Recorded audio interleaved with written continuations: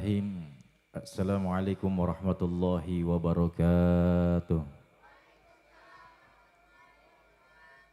Alhamdulillah wassalatu wassalamu ala Rasulillah Sayyidina wa Maulana Muhammad ibni Abdullah. Alhamdulillah hil malikid dayan wassalatu wassalamu ala Sayyidi waladi Adnan wa ala alihi wa sahbihi wa tabi'i ala marruz zaman. Alhamdulillahilladzi hadana bi abdihil mukhtari man da'ana ilaih bi idni wa qad nadana labbaika ya man dallana wa hadana asyhadu an la ilaha illallah wahdahu la syarika lahumul azimul akbar wa asyhadu anna sayyidina wa nabiyyana wa maulana Muhammad sallallahu alaihi wa ala alihi wa sahbihi wa sallama. Allahumma salli ala sayyidina Muhammadin adada man lam yusalli ala sayyidina Muhammad. Al-qail fi kitabihil kirim. A'udzu billahi as-sami'il 'alim minasyaitonir rajim. Ya ayyuhan nas wattaqu rabbakumul ladzi khalaqakum min nafsin wahidatin wa khalaqa minha zawjaha wa bassa minhuma rijalan katsiran wa nisaa'a ila akhir ayah. Qalu subhanaka la ilma lana illa ma 'allamtana innaka antal alimul hakim. Wa qala an-nabiy Muhammadun sallallahu alaihi wa alihi wa sahbihi wa sallama jaddidu imanakum. Qalu kaifa nujaddidu imanana qala aksiru min qawli la ilaha illallah. Sadaqallahul azim. Ma'asyiral hadirin wal hadirah muslimin wal muslimat yang insyaallah dirahmati oleh Allah Subhanahu wa taala. Alhamdulillah, segala puji hanya untuk Allah Tuhan semesta alam jalla jalaluhu wa azamatuh. Pada kesempatan yang baik di tempat yang insyaallah dimuliakan oleh Allah, di bulan yang dimuliakan oleh Allah Subhanahu wa taala, Anda dan saya dikumpulkan dalam satu cinta majlis yang mulia, insyaallah tersambung jaringan cinta kita kepada Allah Subhanahu wa taala dan tersambung jaringan cinta kita kepada baginda Nabi Muhammad sallallahu alaihi wa alihi wasallam. Salawat teriring salam semoga tercurah ke haribaan junjungan kita baginda Nabi besar Muhammad sallallahu alaihi wa alihi wasallam. Hadirin yang berbahagia, alhamdulillah kita dikumpulkan dalam satu majlis cintanya dalam rangka walimatul arish, di mana kebahagiaan terletak dari kedua mempelai, dari kedua pasangan yang dimana dirajut dengan kalimat cinta dan sayang. Keluarga besar daripada Bapak Jahidi dan Ibu O'oh, dan juga keluarga besar daripada Bapak Udin dan almarhum Ibu Aan senantiasa menikahkan dan menyaksikan daripada putra dan putri tercintanya.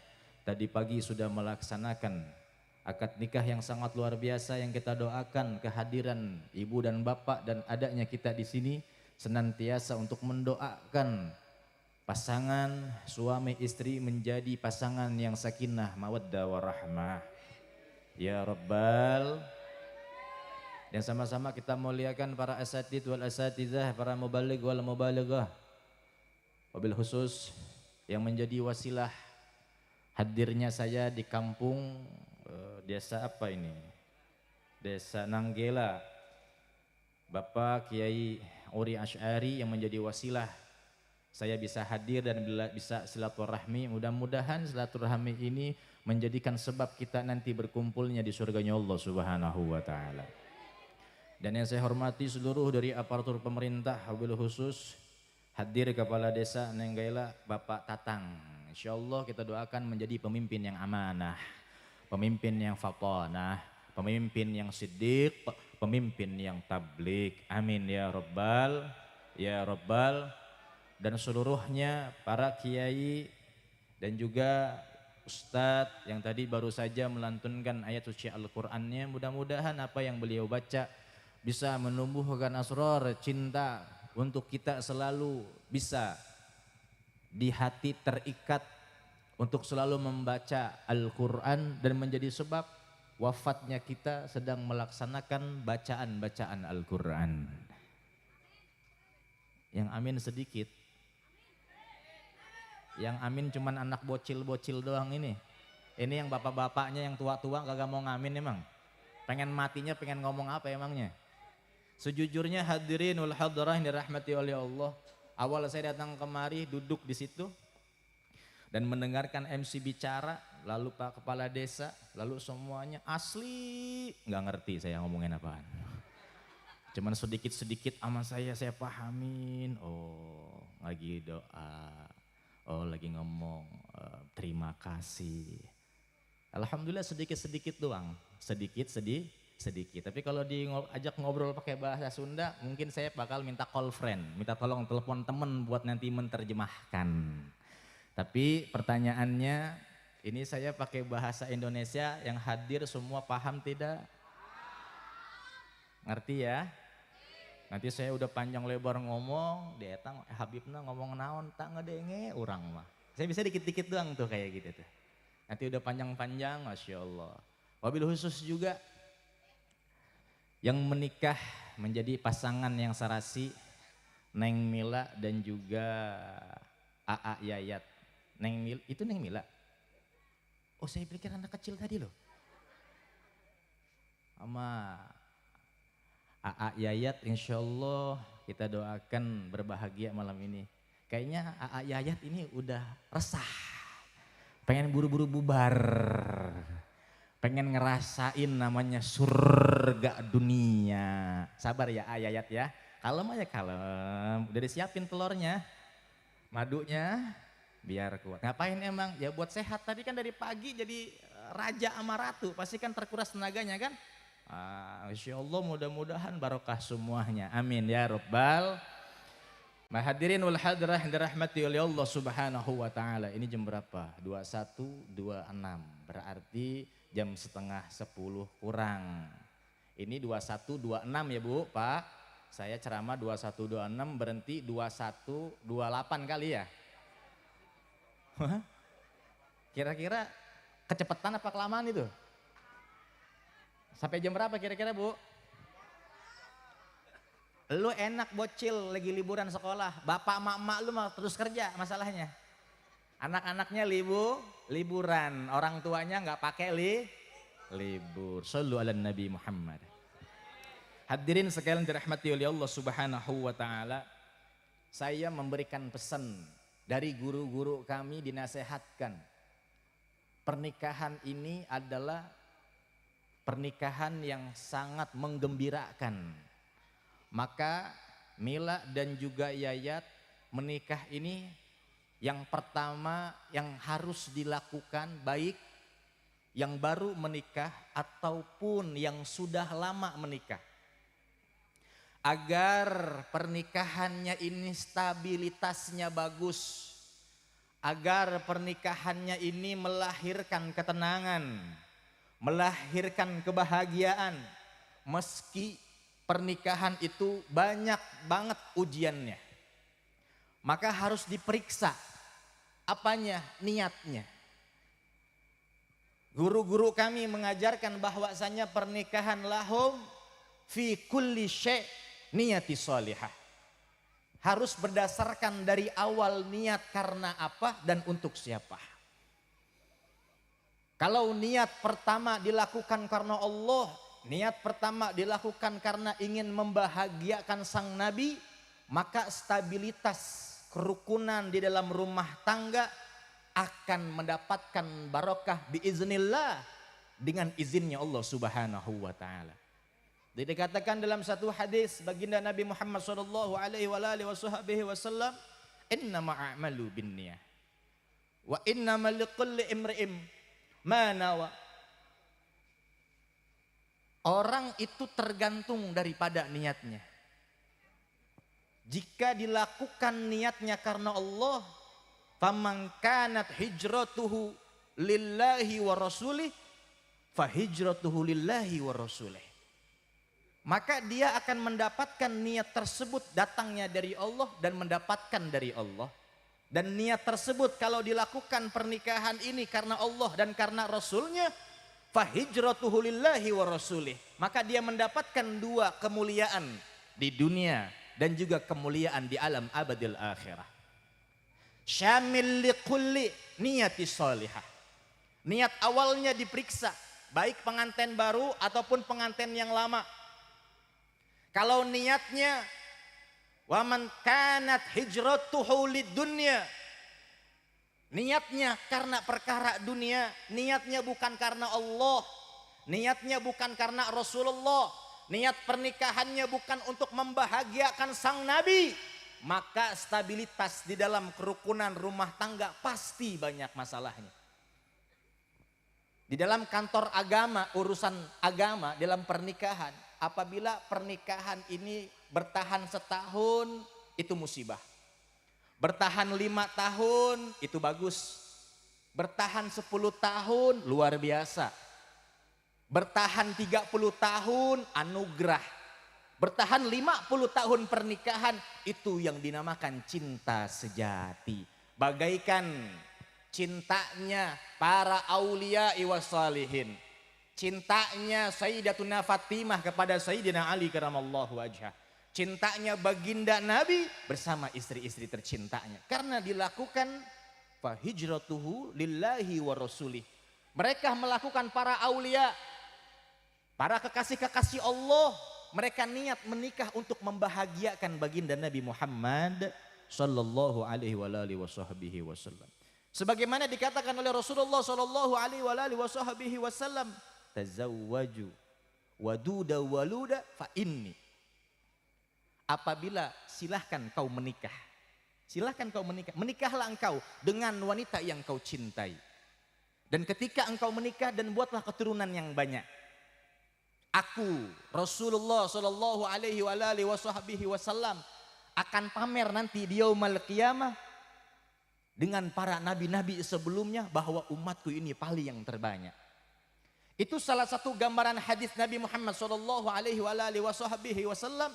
Yang apabila kita menikah dengan tujuan kita itu yang pertama niat karena membahagiakan baginda Nabi Muhammad. Kalau Nabi Muhammad ridho, Allah pun akan ridho. Kalau Allah subhanahu wa ta'ala ridho kepada kita yang berumah tangga, maka urusan zahir akan mudah. Urusan batin akan mudah. Urusan internal, eksternal keluarga akan mudah. Urusan ekonomi akan mudah. Biiznillah. Atas izinnya Allah subhanahu wa ta'ala. Itu yang pertama. Dengan niatnya yang baik. Beb, saya ini udah nikah lama. Kalau niatnya kita enggak seperti itu gimana? Masih bisa untuk diperbaiki. Niat yang bagus. Saya nikah untuk bisa membahagiakan Nabi Muhammad. Jangan khawatir. Kalau udah niatnya dari awal bagus, insya Allah ke depannya bagus. Tapi kalau niat nikahnya awalnya nggak bagus, maka tidak ada kestabilan dalam rumah tangga. Maka ibu, bapak, ini pesan nasihat kepada pengantin yang baru nikah. Ini kan lagi senyum-senyum ya, bahagia jadi ratu, jadi raja, Masya Allah. Ini pengantin-pengantin yang senior juga kayaknya udah gimana nih? Mau buru-buru pulang apa gimana nih? Enggak, udah lanjut aja Bib, saya pusing sama istri saya ngomel mulu. Begitu ya. Lanjut aja ya. Shallu ala Nabi Muhammad. Itu yang pertama Pak. Yayat sama Mila niat karena Allah. Kalau misalkan belum niat, niat sekarang. Bismillah, saya niat nikahin kamu karena Allah. Dan saya menerimamu karena Allah. Itu yang utama. Lalu yang kedua, nah ini kunci. Yang kedua adalah kunci kebahagiaan yang baik. Ada 2 kata. Apabila 2 kata ini menjadi kunci yang bagus dalam rumah tangga, maka jika ditancapkan di dalam diri kita, maka kebahagiaan sakinah mawaddah warahmah akan terbentuk di dalamnya. Sakinah mawaddah warahmah itu tidak terucap. Sakinah mawaddah warahmah itu terbentuk dari siapa? Pasangan suami istri. Apa kunci kebahagiaannya? Al-huququl al-jibad. Hak dan kewajiban. Harus mengerti hak dan kewajiban masing-masing. Baik si suami ataupun si istrinya. Apabila kedua ini al-huququl wal-jibad tidak diperankan, tidak dipraktekkan kepada suami ataupun kepada istri, maka kejanggalan dalam rumah tangga akan bernasib selalu ada pertengkaran. Jika suami tidak menjalankan hak dan kewajiban, maka akan muncul kedurhakaan kepada istrinya. Dan sebaliknya, apabila seorang istri tidak menjalankan hak dan kewajibannya, maka akan muncul kedurhakaan suaminya.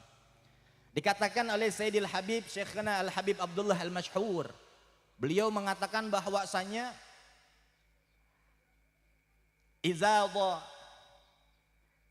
uquq ja'alil uquq. Dari mana datangnya kerusakan dalam rumah tangga? Dari mana datangnya pengkhianatan di dalam rumah tangga? Dari mana datangnya kedurhakaan di dalam rumah tangga? Karena suami istri tidak menjalankan hak dan kewajibannya. Rasulullah Shallallahu Alaihi Wasallam dikatakan dalam satu hadis, baginda Nabi bersabda, khairukum khairukum li ahli, wa ana khairukum li ahli. Sebaik-baiknya suami adalah yang paling baik kepada keluarganya dan juga istrinya. Wa ana khairukum, dan aku Rasulullah Shallallahu Alaihi Wasallam yang paling baik untuk keluarga dan juga istrinya. Maka apabila suami menjalankan hak dan kewajibannya, menerima dan memaafkan dari apa yang ada kesalahan pribadi dari istrinya, selalu memaafkan urusan-urusan pribadi. Contoh, jika Neng Mila ini memberikan kopi sama suaminya kurang manis, jangan dimarahin. Maafkan, karena begitu banyak kekurangan yang ada kepada si istri. Dan begitu pun sebaliknya. Jika suami banyak kekurangan secara individual pribadi, maka maafkan dasar kekurangan tersebut. Jangan sampai keduanya memiliki kekurangan, namun selalu menjadi sebuah bantahan dan perselisihan di dalam rumah tangga. Kalau makanannya kurang enak, jangan diomongin. Kalau makanannya kurang matang, jangan dimarahin. Kalau makanannya kurang sedap, jangan diocehin, maka diterima. Nah, lalu sebaliknya, apabila seorang suami mendiamkan, ada mukhalafatus syariah, ada pelanggaran di dalam syariatnya bagi keluarganya, yakni istrinya, suaminya ngediemin, istrinya kagak sholat, gak nyomelin. Suaminya ngediemin, istrinya buka aurat, dipamer-pamerin di sosial media, itu bermasalah. Suami yang seperti itu nggak menjalankan hak dan kewajibannya. Maka bagi seorang suami menjalankan hak dan kewajibannya, wajib memberikan arahan nasihat kepada istrinya, diajarkan istrinya tentang ilmu dan agama. Apabila ada kesalahan dalam pribadinya, maafkan. Ini kebalik. Biasanya kalau misalkan istrinya masak ini nggak masak, diomelin nih sama suaminya nih. Kalau misalkan istrinya masaknya nggak enak, suka diocehin sama suaminya nih. Di akhir zaman ini malah kebalik. Giliran urusan pribadinya, istrinya nggak masak, marah. Pagi-pagi nggak dikasih buatin kopi, suaminya ngamuk. Tapi kalau urusan mukhallafatus syariah, istrinya tidak sholat, istrinya buka aurat, istrinya gibah, istrinya riba, ini suaminya malah diam. Na'udzubillah, summa na'udzubillahi min. Maka di bulan Muharram ini sangat luar biasa. Pembuktian hijrah Abang Yayat dan juga Neng Mila ini bukan hanya hijrah dari kejombloan, sekarang menjadi kerukunan dalam rumah tangga. Masya. Ini hijrah yang bagus. Maka yang belum nikah, jomblo fisabilillah, sabar. Lirik, lirik aja, siapa tahu ada yang tepat, langsung tancep aja. Maksud tancep itu niatin, nah ini gue kunci nih, gue datengin rumahnya ntar dah. Tapi siapin maharnya yang bagus, insya. Itu yang kedua, mukhallafatus syariah. Para suami, mana suami nih?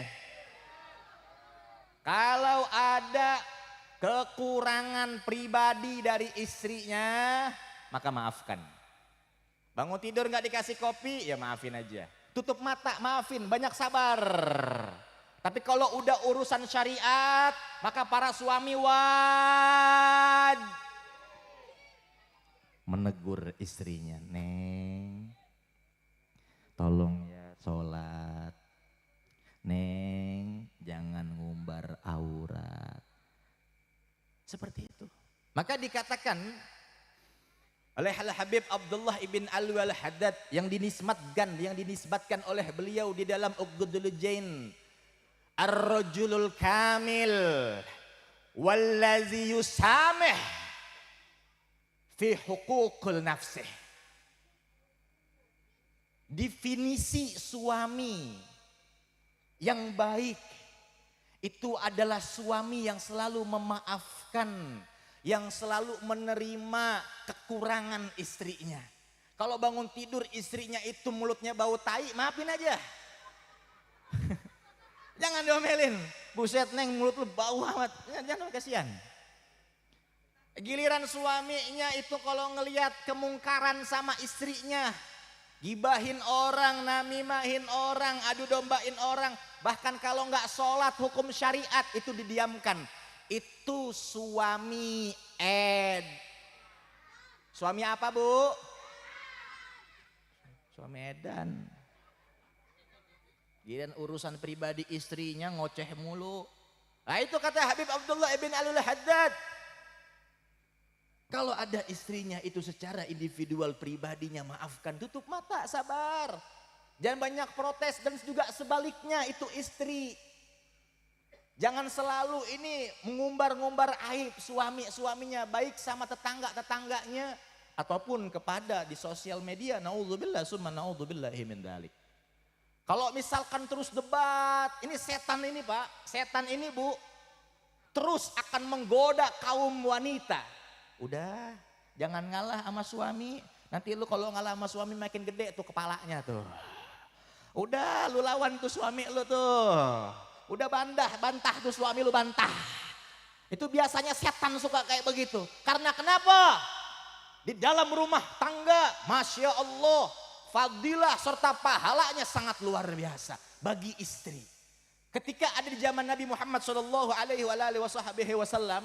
itu diceritakan bahwasanya ada perempuan yang sudah menikah mendengar bahwasanya Nabi mengatakan orang yang jihad fisabilillah, orang yang ikut Rasulullah SAW,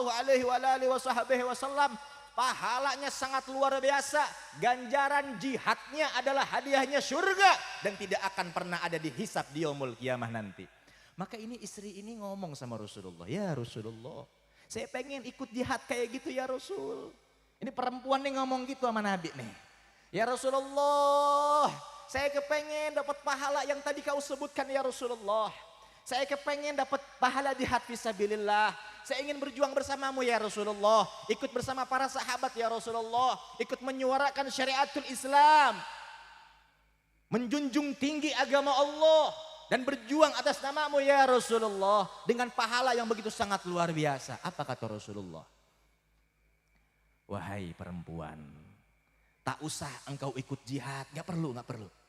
Kalau kau ingin mendapatkan pahala, ingin mendapatkan pahala yang sama seperti tadi apa yang saya sebutkan, kata Rasulullah, cukup apa? Wa'ata'at zaujaha. Cukup taat kepada suamimu. Ketika engkau melaksanakan apa yang diperintahkan oleh suamimu dan kau ridho dengan keputusan suamimu, maka kau mendapatkan pahala sesuai apa yang tadi mendapatkan pahala orang-orang yang jihad fisabilillah. Indah apa tidak?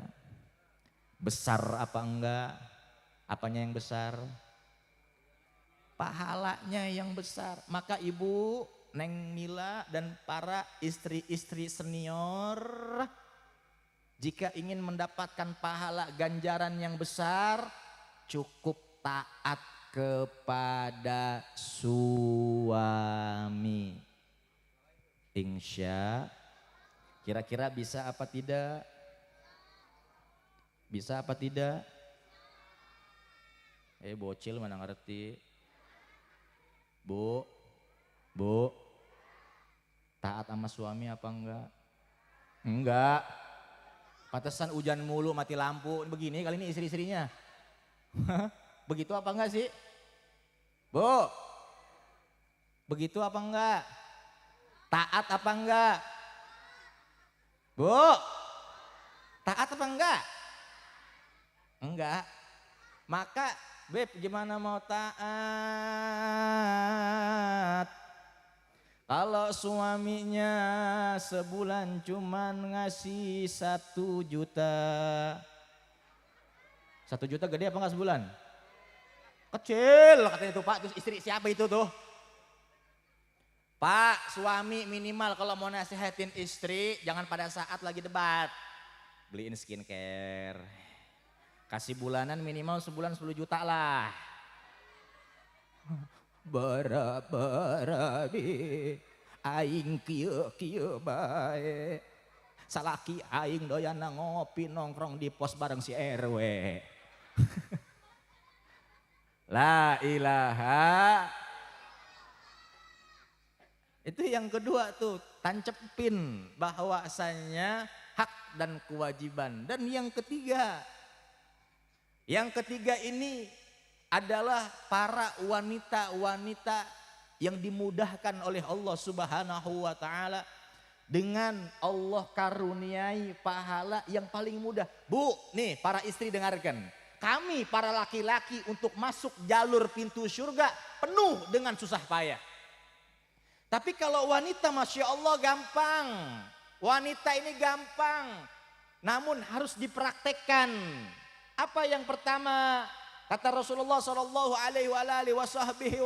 dikatakan dalam satu hadis.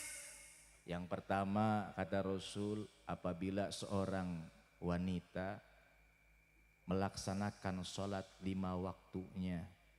Idza sholat khamsaha wa shamat syahraha wa hafizat farjaha wa ta'at zaujaha.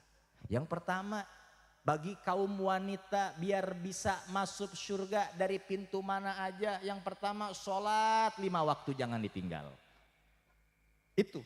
Yang kedua puasa Ramadan jangan sampai ditinggal. Ini puasa Ramadannya boleh. Tapi biasanya perempuan itu ada uzur. Puasa Ramadannya getol. Biasanya kalau buat bayarnya yang susah nih. Buat kodok-kodoknya biasanya nih. Maka nanti nih Mila sama Yayat ini dipahami bagi pengantin baru dan pengantin lama.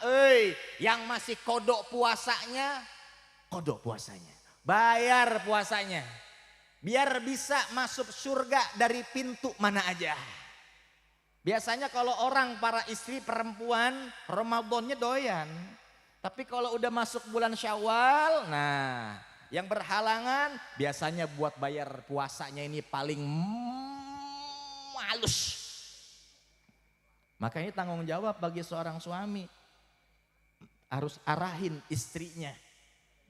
Harus diarahkan istrinya. Harus diajarkan istrinya. Lalu yang terakhir yang keempat. Wa'atu'at zaujaha. Taat kepada suaminya. Apabila dapat perintah dari suaminya yang sesuai dengan syariatul Islam. Maka lakukan. Apabila suaminya memerintahkan sesuatu yang baik, maka lakukan. Tapi sesungguhnya segala sesuatu pekerjaan yang ada di dalam rumah tangga itu adalah tugasnya bagi kaum suami. Nah ini diajarkan, diatur sama agama. Lalu ada apa? Saling sosial yang bagus, punya hati nurani yang baik. Suami harus punya adab. Adabnya bagaimana? Selalu meminta tolong atau memberikan rasa syukur. Ucapan terima kasih. Neng makasih ya udah bantuin AA ngurusin rumah. Terima kasih udah nyiapin makan. Terima kasih udah menyetrika. Terima kasih udah nyuciin baju AA. Terima kasih udah ngurus anak. Terima kasih kalau pulang AA abis nyawah, abis ngantor. Ini rumah selalu stabil. Ini suami kira-kira gitu apa enggak Bu? Bilang makasih apa enggak Bu?